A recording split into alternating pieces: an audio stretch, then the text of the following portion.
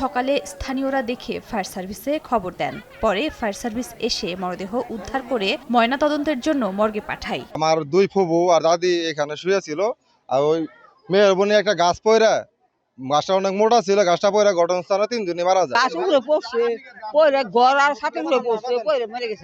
সকালবেলা যখন আপনার স্থানীয় লোকজন ঘুম থেকে উঠে দেখে যে ঘরের উপরে গাছ ভেঙে পড়ে আছে, তারা ভিতরে অবস্থায় আছে, তখন ফায়ার সার্ভিসকে খবর দেয়। ফায়ার সার্ভিস এসে ঘটনাস্থল থেকে 3 জন লাশ উদ্ধার করে, মা এবং 2 মেয়ে। এদিকে বগুড়ার গাবতলীতে দোকানের ওপর বটগাছ উপড়ে পড়ে উমাচন্দ্র নামে এক পান ব্যবসায়ীর মৃত্যু হয়েছে। এছাড়া নেত্রকোনার খালিয়াজুড়ির ধনু নদীতে মাছ ধরার সময় বজ্রপাতে নিহত হন মোতালেব মিয়া। খাদিজা স্বপ্না, সময় সংবাদ।